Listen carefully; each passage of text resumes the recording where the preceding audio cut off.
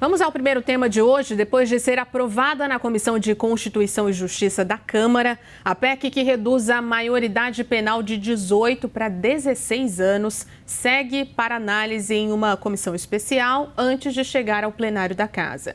A proposta foi aprovada por 44 votos a 18. Após debates entre parlamentares de direita e de esquerda.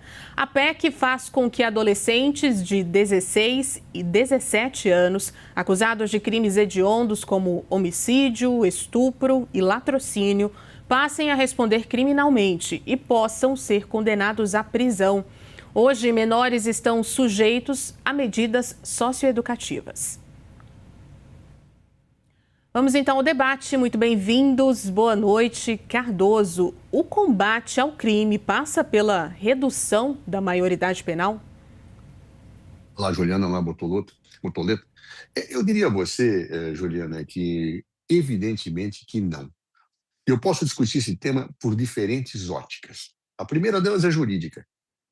A regra que está posta na Constituição e que seria alterada por esta PEC é uma cláusula pétrea.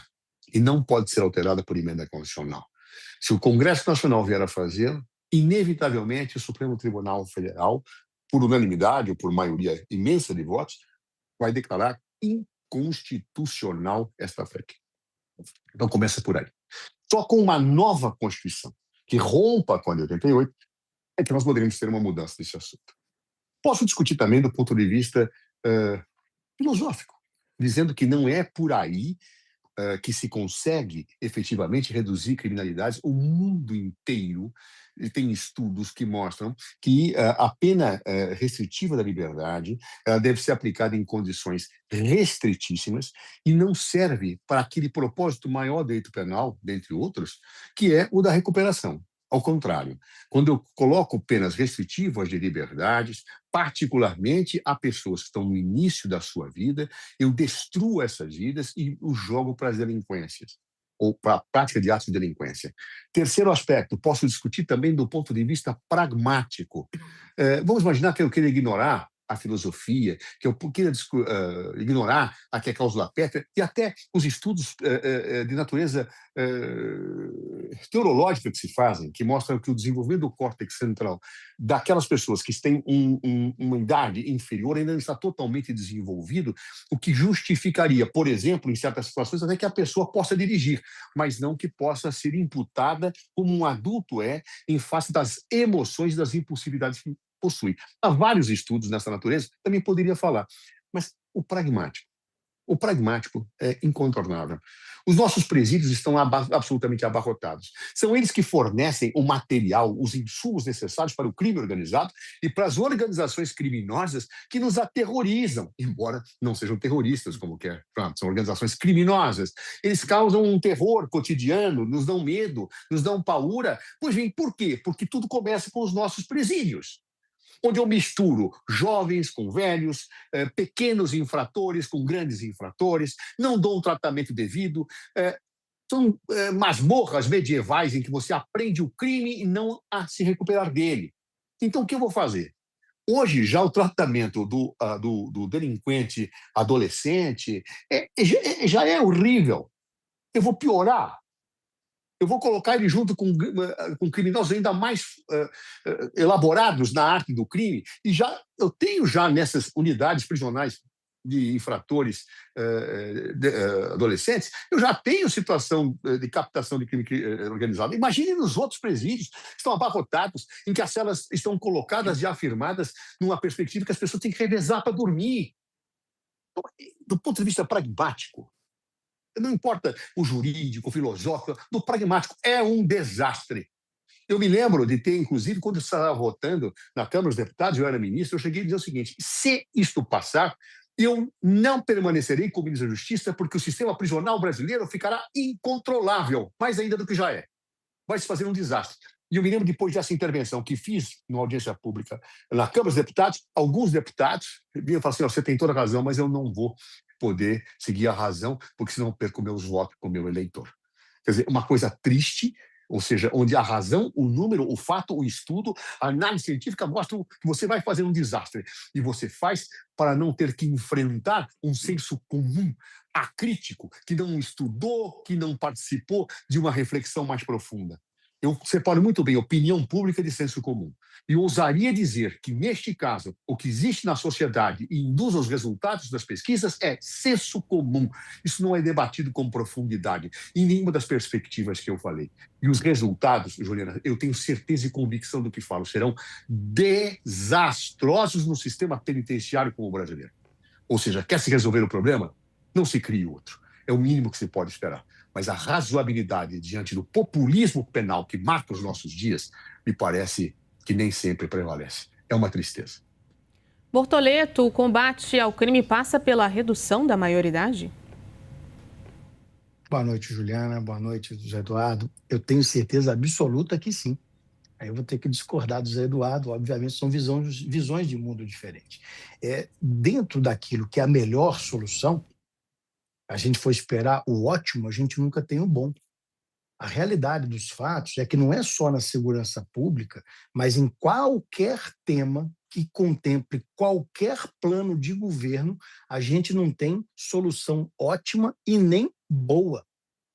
Nós somos um país que ainda engatinha em soluções, não só na segurança pública, em absolutamente tudo, na educação, na saúde, na economia. A gente não faz o arroz com feijão.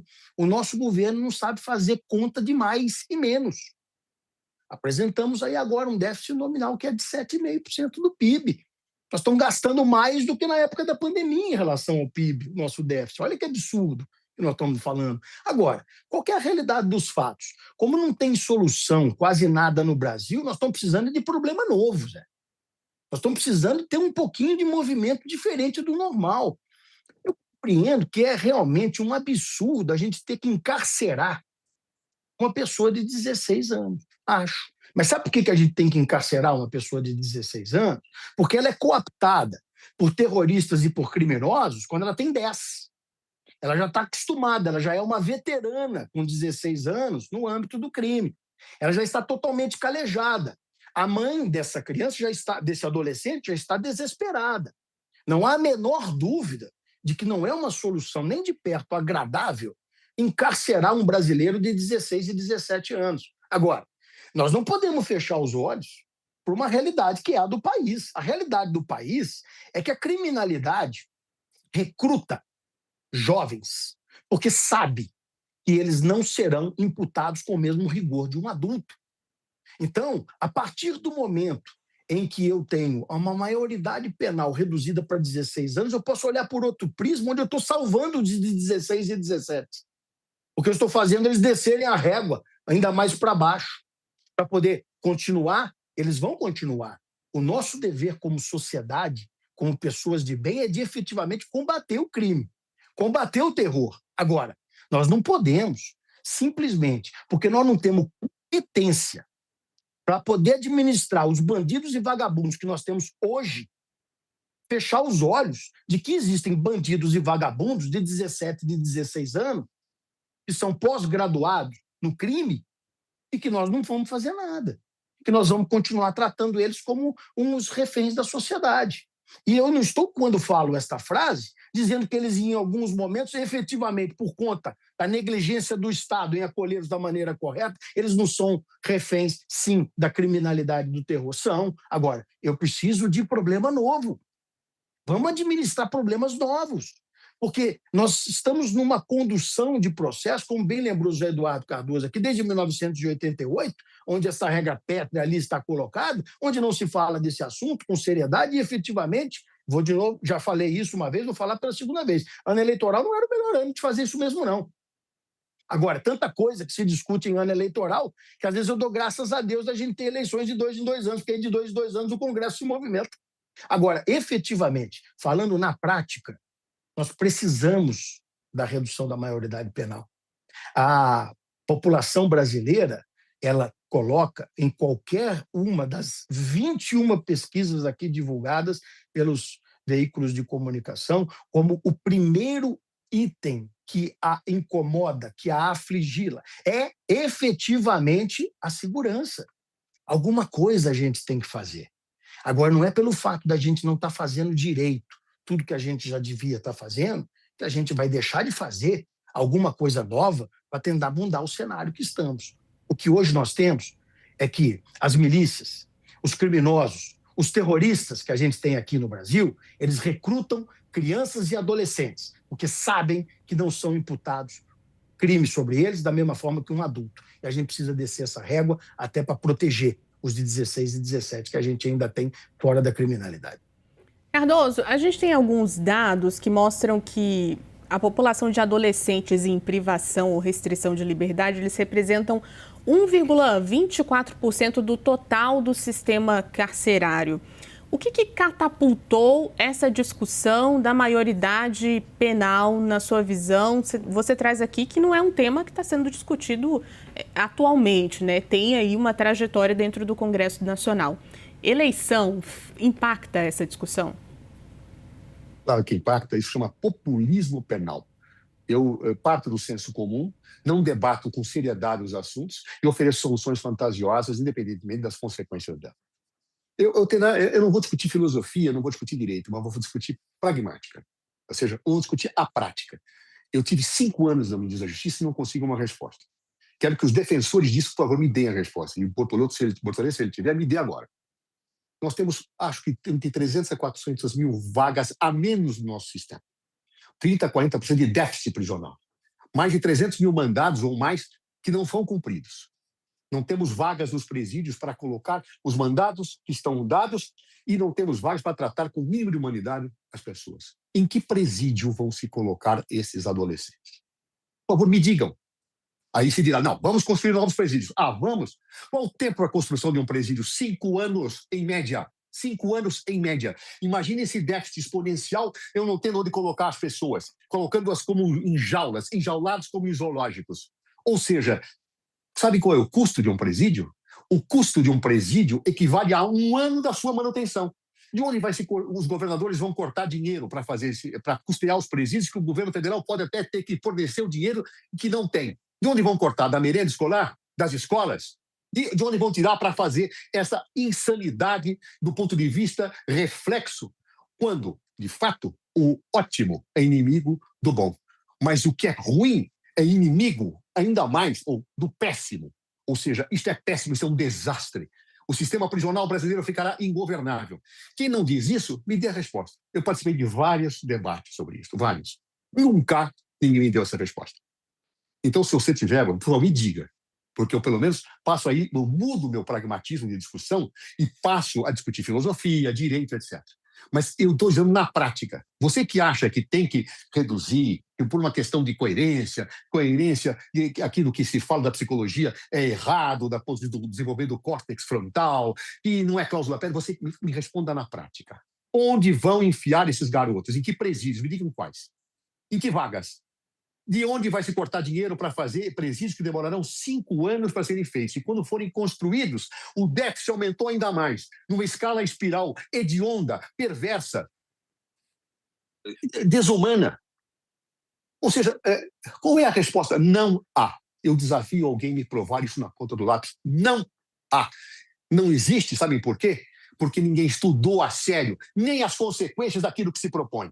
Não estudou esse aspecto jurídico, porque é cláusula pétrea, não se estudou a dimensão filosófica das consequências que a criminologia aponta para as penas restritivas de liberdade, e no mundo inteiro estão diminuindo, e no Brasil se quer que aumente. Não se discutiu com seriedade as consequências no crescimento de organizações criminosas desse tipo de postura e do aumento da violência nas ruas, e não se discutiu onde é que nós vamos colocar essas crianças, onde nós vamos colocar esses adolescentes, onde nós vamos colocar esses delinquentes, como alguns preferem dizer. Eu não tenho resposta para isso.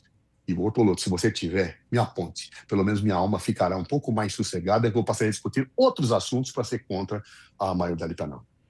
Bortolotto, te devolvo esse questionamento, onde colocar os jovens num sistema super lotado, né, num sistema de presídio superlotado e mais, o que catapultou esse tema nesse momento?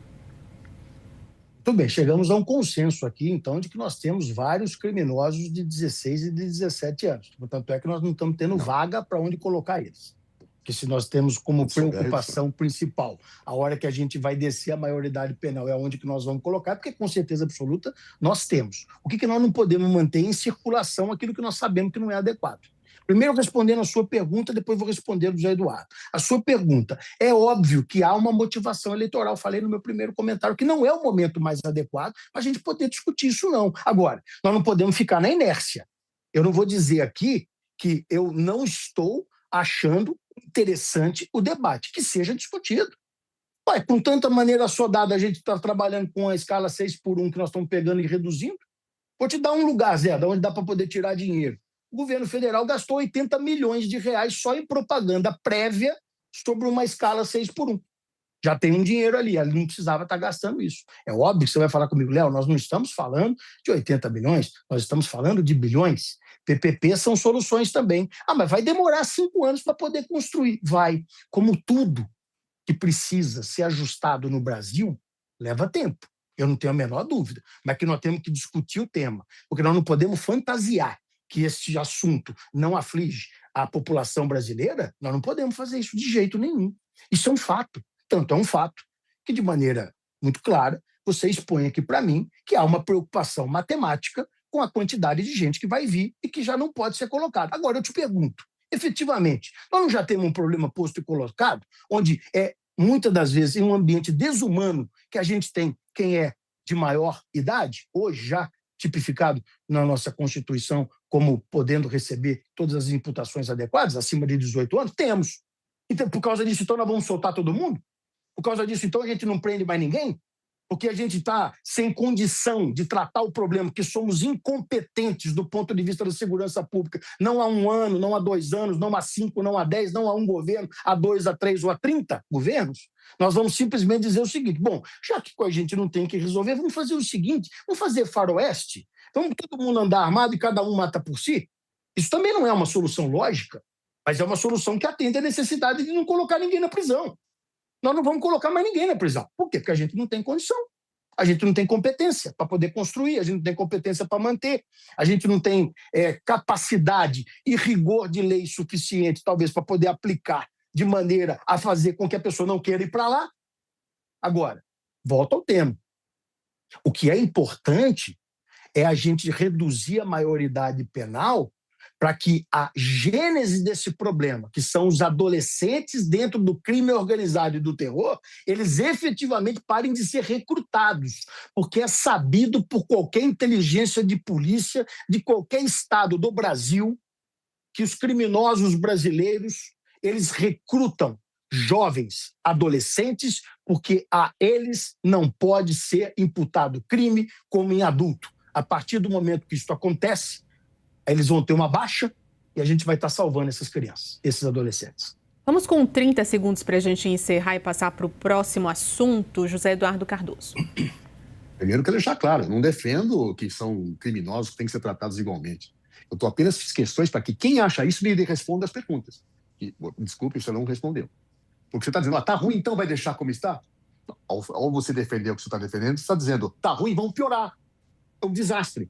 Você vai esperar 5 anos para construir novos presídios, você vai colocar essas pessoas onde nesses 5 anos? E quando completar os 5 anos, já vai ter mais para colocar. É uma fábrica de enxugar gelo. Hoje, todos os especialistas sabem que se nós não mudarmos a forma como nós fazemos o aprisionamento, nós não resolvemos o problema hoje. E você propõe o agravamento. Daí o equívoco. Você não me dá a resposta e propõe um desastre no sistema prisional ainda maior do que já é hoje. Bortoleto. Esse é o problema. Dei, enderecei, e eu acho que nós nunca discordamos tanto aqui no Grande Debate como no tema de hoje, Zé. Só que a realidade é a seguinte, é visão de mundo diferente. Eu entendo o seu ponto de vista, só não concordo com ele. Eu entendo a sua lógica e a sua matemática, só não concordo com ela. Eu entendo que a gente precisa de uma ação contundente e direta para criar um problema novo, porque os velhos nós já demonstramos que somos incompetentes para poder resolver. Muitas das vezes é com um problema novo que a gente encontra a solução até para o velho. E é isso que é a minha expectativa, que isso promova uma discussão séria no Brasil para a redução da maioridade penal, sim.